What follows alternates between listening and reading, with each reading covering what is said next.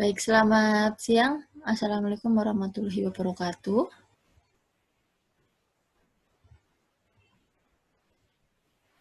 Siang ini, ya, siang ini kita akan melanjutkan materi praktikum mengenai normalisasi tabel. Ya, jadi kita flashback dulu ke belakang pertemuan sebelumnya. Kalian sudah tahu apa saja itu syarat-syarat agar sebuah tabel bisa dikatakan normal, ya. Ada yang tidak dipengaruhi oleh pengaturan baris, tidak dipengaruhi oleh pengaturan kolom, kemudian tidak boleh ada data ganda dan sebagainya. Nah, ini sekarang kita akan mempelajari bagaimana jika kita menemukan sebuah tabel yang ternyata tidak memenuhi syarat-syarat tabel normal, dan bagaimana caranya kita agar bisa mengubah tabel menjadi sebuah tabel yang normal, atau prosesnya disebut dengan normalisasi tabel. Nah, dalam proses normalisasi tabel ini, produk akhirnya tujuannya adalah diharapkan tabel ini memiliki tabel yang normal penuh, atau biasa disebut dengan tabel normal penuh atau fully normalized table gitu ya. Jadi dengan kita memiliki tabel yang normal, maka kita bisa meminimalisir adanya inkonsistensi data, baik itu karena efek updating data, kemudian mempermudah kita dalam melakukan query data, lalu kita bisa mencegah adanya redundansi sehingga nanti penyimpanan datanya juga akan lebih sederhana, gitu, tidak terlalu banyak memori untuk menyimpan datanya, begitu. Nah, kenapa kita perlu melakukan normalisasi tabel tadi? Karena basis data ini tidak hanya terdiri dari satu tabel, ya. Misalnya tadi, misalnya kita ada punya tabel akademik, gitu ya. Nah, tabel akademik itu tidak hanya memiliki tabel mahasiswa tok, ya, tapi dia juga terintegrasi dengan tabel-tabel yang lain. Selain tabel mahasiswa, ada misalnya tabel mata kuliah, kemudian dia semester berapa, kemudian IPK-nya berapa, nilainya berapa, dan sebagainya. Nah, beberapa tabel-tabel itu menyusun sebuah basis data. Nah, bagaimana caranya kita menggabungkan tabel-tabel itu yang saling berhubungan dan bisa terbebas dari redundansi. Nah, inilah caranya, yaitu dengan membuat tabel normal atau melakukan proses normalisasi tabel.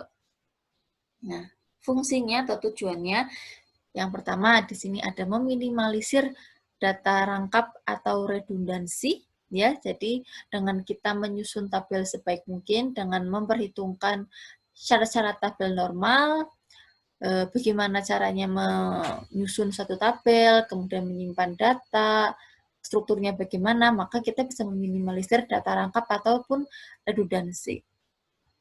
Kemudian menghindari inkonsistensi data jika dilakukan updating data karena adanya data rangkap. Jadi misalnya nanti ada penambahan data, penghapusan, pembaruan data, maka kita masih bisa mengkontrol datanya atau basis datanya sehingga tidak terjadi inkonsistensi. Jadi ada yang data kosong, kemudian query dipanggil jadi gagal, dan sebagainya.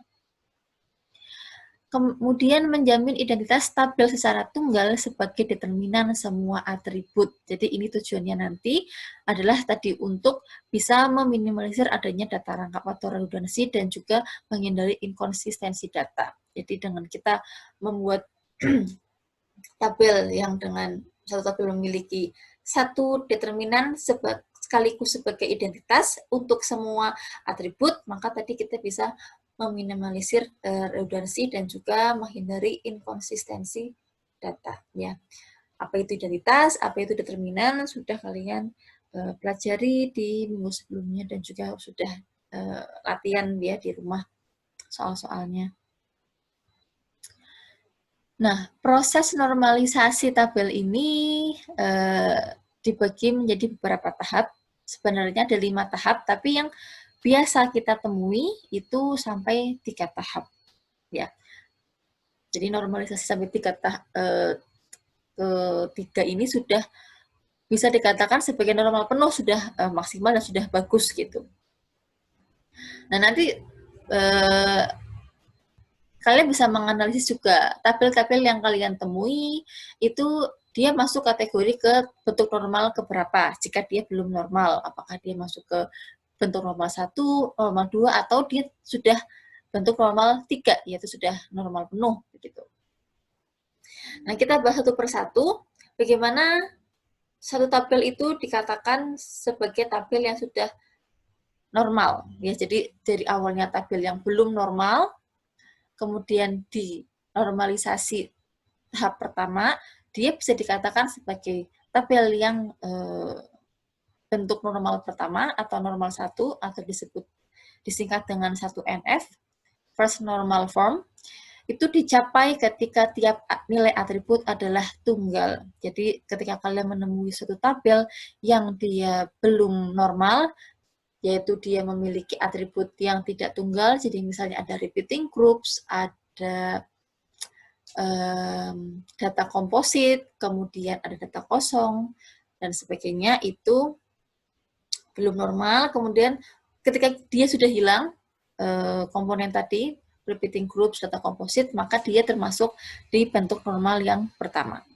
Nah, di normal pertama ini kemungkinan masih ada data rangkap ya, karena tadi kita mengeliminasi repeating groups maupun data komposit itu biasanya dapat membuat jadi tabel vertikal atau horizontal, maka kemungkinan masih ada data yang rangkap ya. Jadi setelah ini akan saya berikan contohnya. Kemudian setelah suatu tabel yang awalnya belum normal, yang tadi masih ada repeating groups, data komposit, data kosong, kemudian dilakukan normalisasi menjadi tabel bentuk normal yang pertama, ternyata masih ada data rangkap, kemudian kita lakukan normalisasi yang kedua sehingga membentuk bentuk normal yang kedua. Ya, di mana pada bentuk normal kedua ini data yang tadi sudah normal pertama itu kita ubah lagi, kita manipulasi agar atribut identitas benar-benar determinan semua atribut. Nah, di sini pentingnya kalian bisa memahami bagaimana membuat diagram determinan. Jadi kalian harus memahami mana yang determinan, kemudian ini suatu atribut ditentukan oleh atribut yang mana, apakah ini komposit, apakah ini transitif, dan sebagainya. Dengan kita mengeliminasi identitas ataupun determinan yang bukan merupakan determinan dari semua atribut, ya ini bisa dilakukan dengan pemecahan tabel. Nah, maka tabel itu akan membentuk suatu tabel normal yang kedua. Ya, jadi di tabel normal yang kedua ini sudah tidak ada repeating groups, tidak ada data kosong, tak ada data komposit, dan juga masing-masing tabel itu hanya memiliki satu identitas ataupun determinan yang merupakan determinan dari semua atribut yang ada di tabel tersebut. Gitu ya. Lanjut, kemudian dibentuk normal yang ketiga. Nah, tadi itu masih belum normal penuh karena di tabel yang normal kedua itu biasanya masih ada transitif determinannya. Nah, maka di bentuk normal yang ketiga ini kita harus menghilangkan transitif determinan ini. Di mana bisa dilakukan dengan menggunakan pemecahan tabel ataupun menggunakan tabel penghubung gitu ya. Nanti ada tabel penghubung. Nah, bentuk normal ketiga ini sama juga yang disebut dengan Boyce Codd normal form atau BCNF, tapi masih perlu pemilihan identitas tunggal jika ada beberapa kandidat identitas. Makanya tadi kita bisa buat tabel penghubung. Nah, tabel penghubung itu biasanya adalah tabel yang menghubungkan antara satu tabel dengan tabel yang lain, tapi isinya itu adalah hanya determinan atau identitasnya saja. Mengapa? Karena ini digunakan untuk meminimalisir adanya kesulitan saat updating ataupun penghapusan dan penambahan data. Oke, di sini ya, sampai sini harus tahu posisi tabel yang kalian buat itu yang belum normal, kemudian apa dulu yang perlu dilakukan dari step normal 1, 2, hingga ke 3. Oke, saya akan berikan contohnya.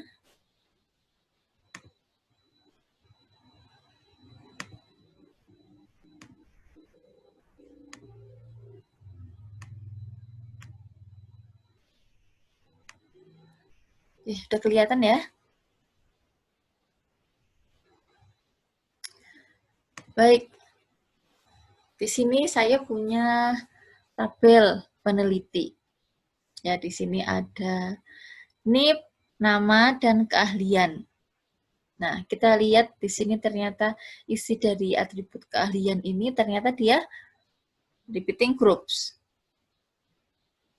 Ya, maka ini bukan merupakan tabel yang normal, maka kita harus melakukan normalisasi dulu. Yaitu pertama, normalisasi yang bentuk pertama, di mana kita harus menghilangkan data isian yang repeating groups. Ya, bisa dengan beberapa cara menghilangkan repeating groups ini.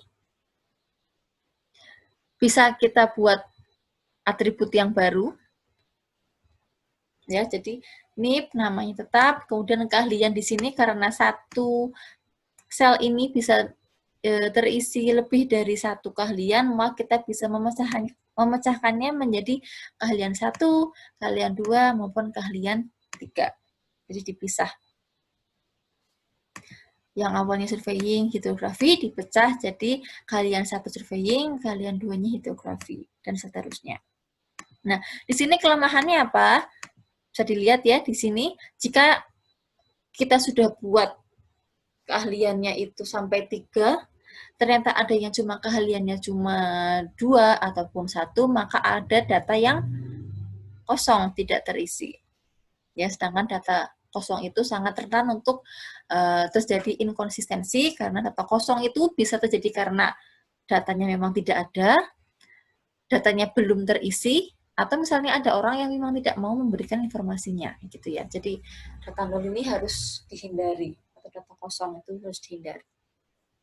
Kemudian juga misalnya satu orang ada ketambahan orang lain yang dia keahliannya lebih dari 3. Nah, apakah kita harus bikin atribut yang baru? Nah, itu kan repot ya. Maka ini masih bentuk normal yang pertama. Selain dengan memecah atribut-atribut yang baru ini untuk repeating groups, kita bisa memecahnya lagi menjadi 2 tabel. Ini namanya dekomposisi tabel. Jadi tabel yang awalnya seperti ini.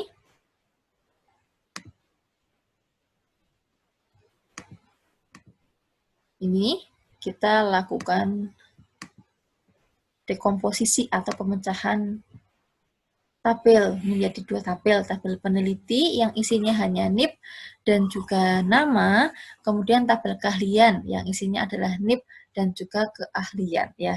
Di tabel keahlian ini kalau kita belum tahu ini NIP-nya 33458790 itu namanya siapa, maka kita bisa lihat di tabel peneliti. Ya, ini contoh yang lain untuk membuang atau eliminasi repeating groups. Ya, ini memecah tabel. Tabel lainnya yang bisa digunakan yaitu membuat tabel vertikal. Jadi ketiga atribut tadi dijadikan dalam satu tabel tetapi dibuat vertikal. Jadi repeating groups-nya ditaruh di bawahnya. Awalnya kan Hartanto keahliannya surveying, hidrografi. Nah, kemudian dibuat vertikal, maka hidrografinya ditaruh di bawahnya dengan nama dan NIP yang sama. Nah, kalian pasti tahu kurangannya di sini apa, jadi banyak data redundansi. Ya. Atau tadi kan contohnya adalah tabel adanya data repeating group, sehingga kita harus melakukan proses normalisasi hingga menjadi bentuk yang pertama. Ciri lain adalah jika ada data komposit. Nah, data komposit itu apa? Yaitu di mana satu atribut itu bisa diisi oleh lebih dari satu jenis isian data. Misalnya di sini saya buat contohnya adalah tempat tanggal lahir.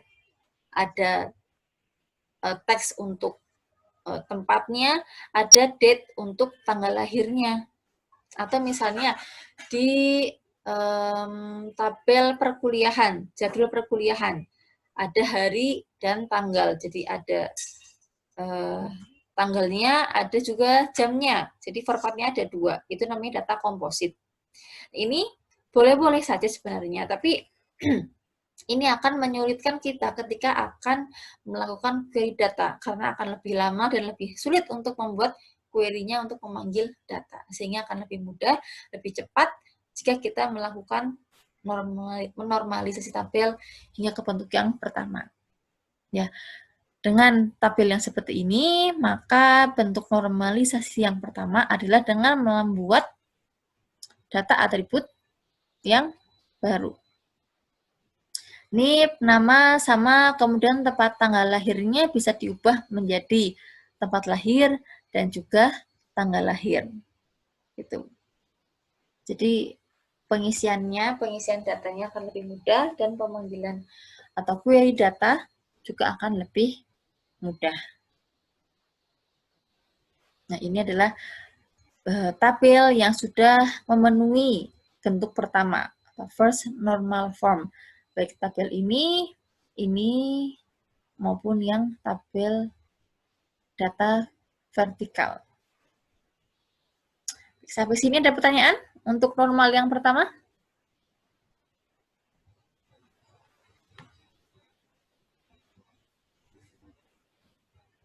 Belum ya? Baik, kalau belum saya lanjutkan ke normal yang kedua. Oke, tadi normal yang kedua itu dilakukan dengan cara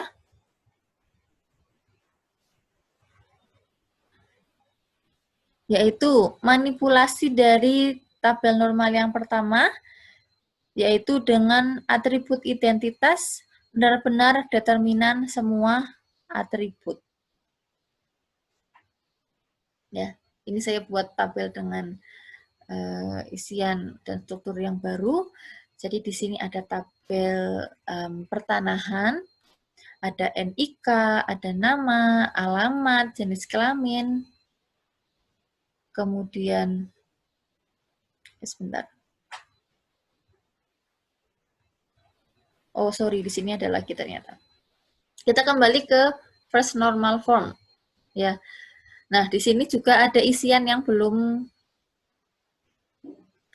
baik, di mana di sini jenis kelamin laki-laki dan perempuan dibuat dua kolom seperti ini, maka akibatnya akan ada kolom yang kosong isiannya. Kemudian selain itu di sini di lokasi juga ada data komposit ya. Maka untuk normalisasinya kita bisa buat untuk yang jenis kelamin ini. Tabel ini. Karena ini ada dua kolom, nah kita bisa ubah menjadi seperti ini saja. Jadi dikodekan L itu untuk laki-laki, B untuk perempuan. Maka hanya ada satu kolom saja. Jadi tidak ada data kosong di situ. Kemudian bagaimana untuk yang lokasi ini? Sama dengan yang tadi. Di sini lokasinya ada kecamatan, ada kabupaten atau kota. Maka kita bisa ubah menjadi kolom lokasi kecamatan dan kolom lokasi kabupaten. Ya. Di sini masih ada yang salah ini. Hapus.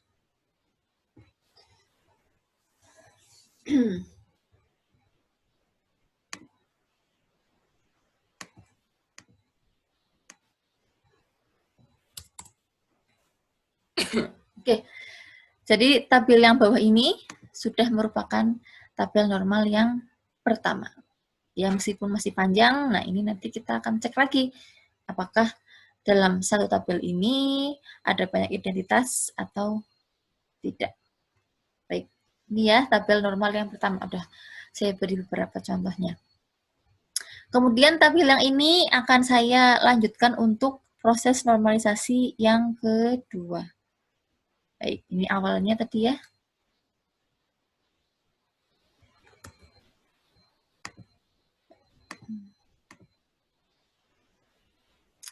Di sini ada tabel yang sama dengan tadi.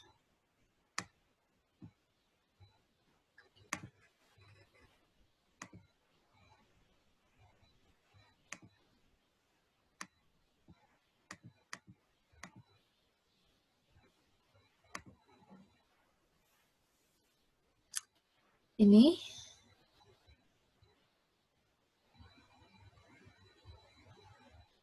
Oke. Ada NIK, nama, alamat, jenis kelamin, NIP, lokasi kecamatan, lokasi kabupaten, land cover, kode hak, jenis hak, terus ada nomor sertifikat, notaris, dan juga tanggal sertifikatnya. Nah, bisa dilihat sini ya, datanya tabelnya akan sangat panjang.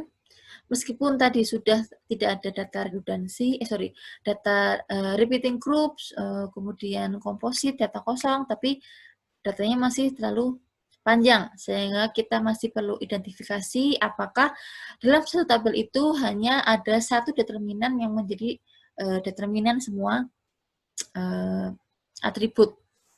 Nah, kalau lihat dari awam saja, gini sudah kelihatan ya bahwa satu tabel ini terdiri dari beberapa identitas. Maka kita di sini mulai membuat diagram determinannya. Ya, ini akan mempermudah kalian untuk mengidentifikasi determinan ataupun struktur dari tabelnya. Yang pertama, ini dari NIK. Kita langsung bisa gampangnya tuh pemecahan tabel-tabel seperti ini dilihat dari hal-hal yang umum digunakan sebagai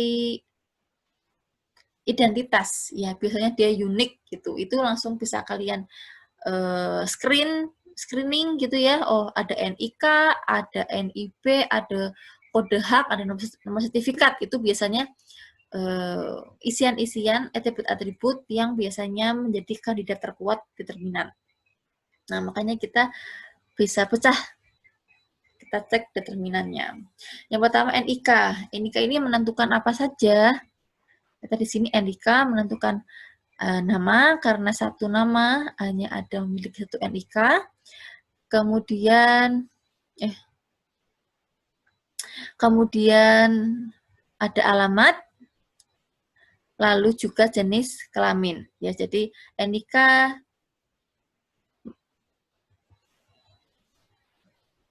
berhubungan dengan nama, alamat, dan jenis kelamin. Nanti bisa dibuat diagram determinannya, ya sudah tahu gimana caranya. Kemudian NIB. NIB di sini dia menentukan lokasi kecamatan, lokasi kabupaten, land cover, kode hak iya atau tidak. Ya, ternyata kita cek kode hak di sini apakah berhubungan dengan NIB.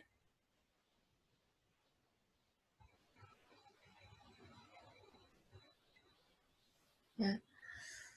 Kemudian ini karena saya buat rule-nya satu NIB satu kode hak, jadi bisa kode haknya bisa banyak. Kemudian nomor sertifikat di sini. Nah, ternyata satu NIB itu pas berhubungan dengan satu nomor sertifikat. Nah, maka kita bisa cek bahwa NIB ini juga menentukan nomor sertifikat, notaris, dan juga tanggalnya. Kemudian kode hak. Kode hak ini berhubungan dengan jenis haknya, ya. Nah, kemudian nomor sertifikat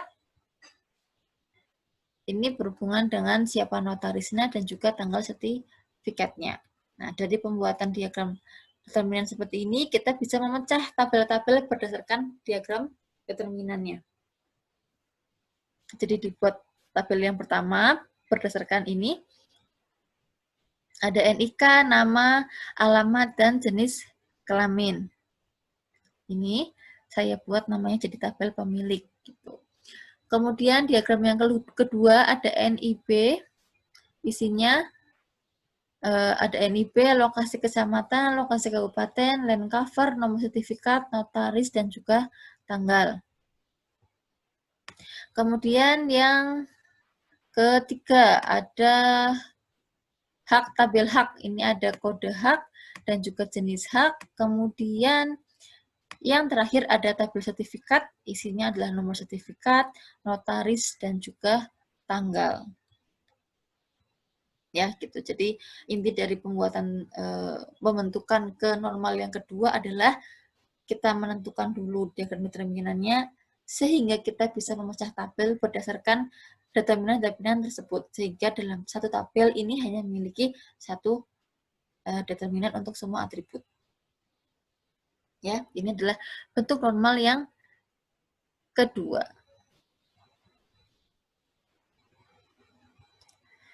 Setelah itu, ini ternyata belum normal penuh. Kenapa? Nah, kita lihat di tabel normal yang ketiga. Syaratnya tabel normal yang ketiga adalah tidak ada transitif determinan. Ya, kita cek di tabel yang kedua dulu, apakah ada transitif determinan di sini. Kita cek coba di tabel pemilik, apakah ada transitif determinan. Tidak ada ya. Kemudian tabel sertifikat juga tidak ada, tabel hak juga tidak ada. Nah, kita cek apakah di tabel tanah, apakah ada determinan transitif atau tidak. Ya, di sini kita lihat ada NIB, ini berhubungan dengan satu nomor sertifikat. Kemudian juga berhubungan dengan notaris. Misalnya kita buat ini adalah determinan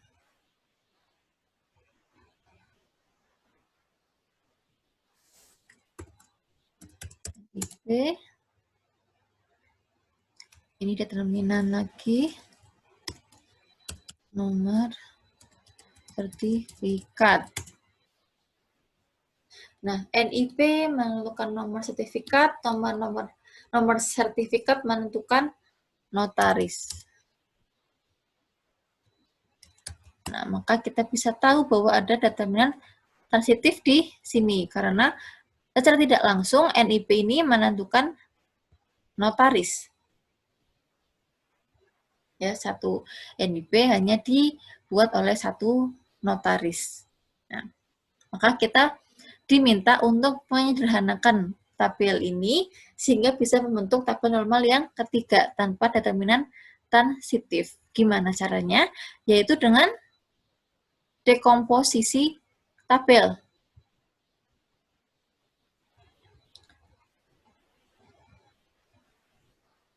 Ya, ini tabelnya ini yang awal tidak berubah.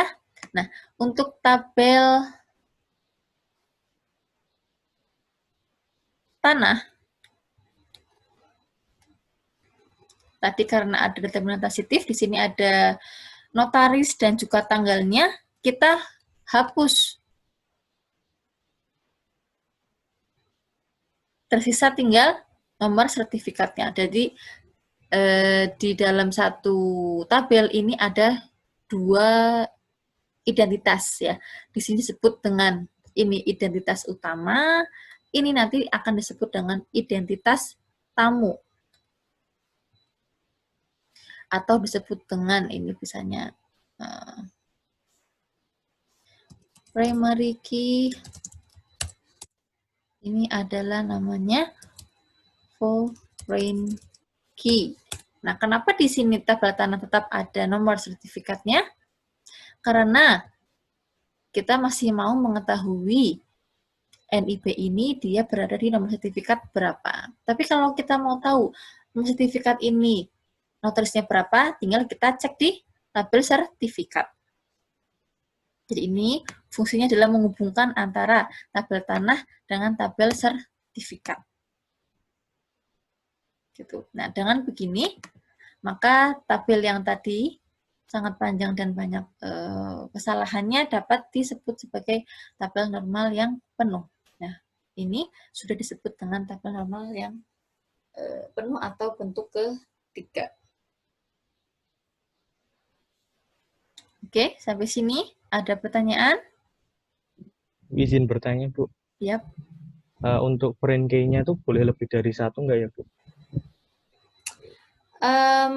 Biasanya sih satu, ya, karena nanti bisa dibantu dengan membuat tabel tamu. Tabel penghubung ya. Jadi ada tabel baru, ini isinya tuh hanya key-nya saja. Ini misalnya nomor sertifikat, kemudian NIP, kalau mungkin ada NIK di sini. Nah, ini bisa lebih menyederhanakan suatu tabel. Jadi biasanya tabelnya itu hanya ada satu foreign key umumnya ya, karena akan dibantu oleh adanya tabel penghubung seperti ini.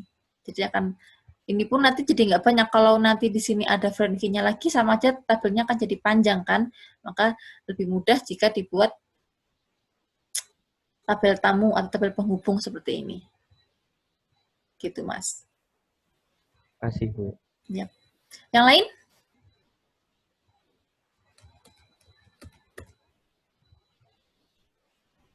Ada pertanyaan lagi?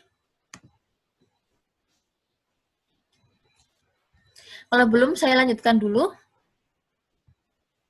ke PPT yang tadi.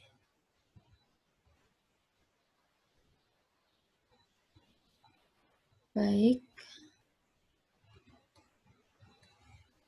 Saya lanjutkan.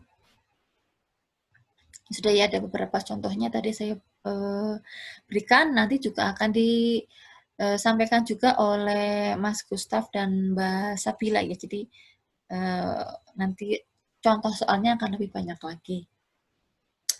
Nah, kemudian manfaat dari tabel normal yang sudah penuh itu adalah ada efek penghapusan dan juga efek penambahan. Ini terkait dengan updating data ya. Kalau updating kan ada yang data yang dihapus, ada yang data yang ditambah, ada yang diganti isiannya. Kalau diganti kan dia tidak merubah struktur dari tabel. Nah, yang akan mengubah itu nanti adalah penghapusan dan juga penambahan. Nah, dengan kita membuat tabel normal, kita bisa menghilangkan efek penghapusan. Ya, misalnya di sini kita lihat ini tabel yang saya buat tadi, ada NIP, nomor, ada lokasi kecamatan, lokasi kabupaten, land cover, nomor sertifikat, notaris, dan juga tanggal. Nah, misalnya, ini ada tanah yang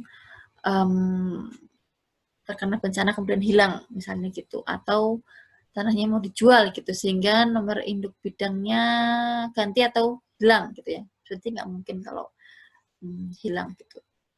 Nah, gimana jika akan dilakukan penghapusan pada nomor induk bidang 00034, ya misalnya ini akan dihapus, otomatis kalau dihapus, maka kolom NIB ini akan kosong. Ini akan mengikuti kosong.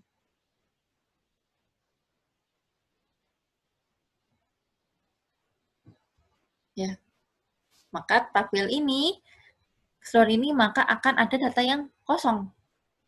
Nah, tapi kalau alternatif yang lain, saya mau menghapus semuanya aja. Kalau gitu saya hapus aja semuanya. Sorry. Saya hapus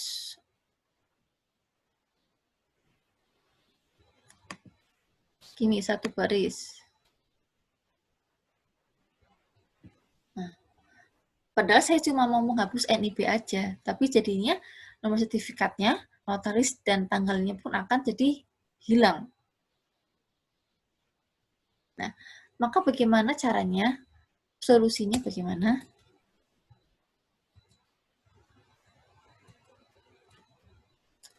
Yaitu dengan kita bisa memecah tabel,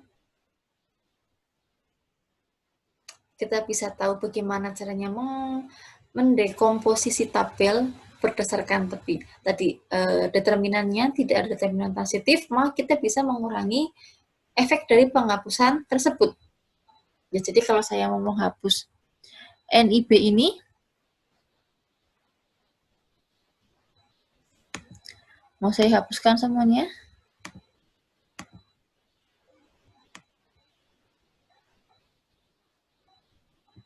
Satu baris, ya nggak apa-apa. Toh ini kan juga akan naik sini ya. Jadi nggak akan kosong.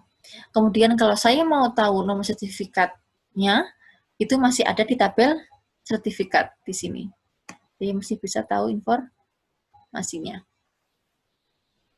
Ini adalah efek penghapusan yang bisa diminimalisir atau bisa dikendalikan oleh tabel yang sudah normal. Di sini paham ya? Jadi struktur tabel itu akan mempengaruhi agar data itu tetap konsisten. Ya, jadi ini meskipun saya hapus semua, tetap aja datanya nggak ada yang data kosong. Base datanya akan tetap konsisten. Saat saya akan memanggil data, tidak ada yang salah query-nya. Kemudian selanjutnya, efek penambahan.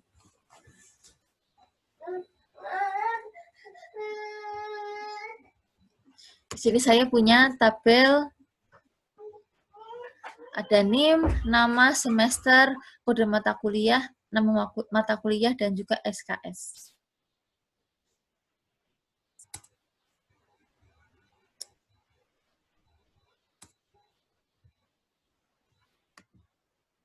Nah, apakah bisa dilakukan penambahan data mata kuliah pada tabel di atas? Misalnya kurikulum baru, ternyata ada nama mata kuliah yang baru, kemudian mau ditambahkan. Bisa atau enggak?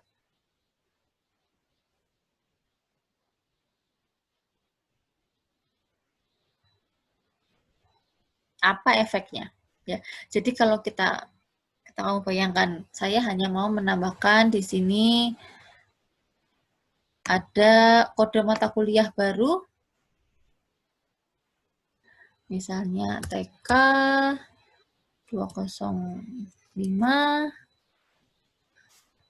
kemudian nama mata kuliahnya adalah misalnya sistem basis data, SKS-nya 3, misalnya gitu. Tapi ini adalah mata kuliah yang memang baru, belum ada yang mengambil. Gimana? Maka akan ada data yang kosong, karena belum ada yang mengambil mahasiswanya. Nah, maka bagaimana solusinya? Sama dengan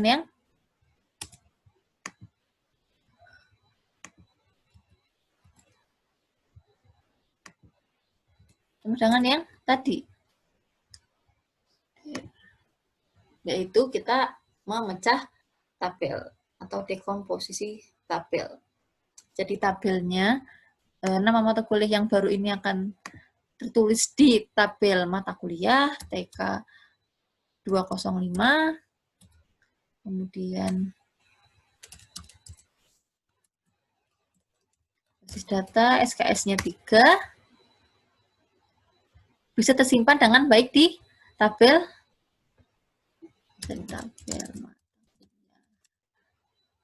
di sini tabel mahasiswa. Masih bisa tersimpan dengan baik di tabel mata kuliah. Ya.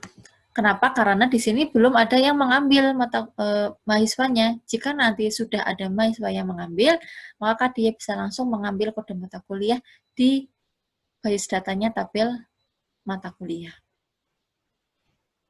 Gitu. Baik, sampai sini bisa dipahami?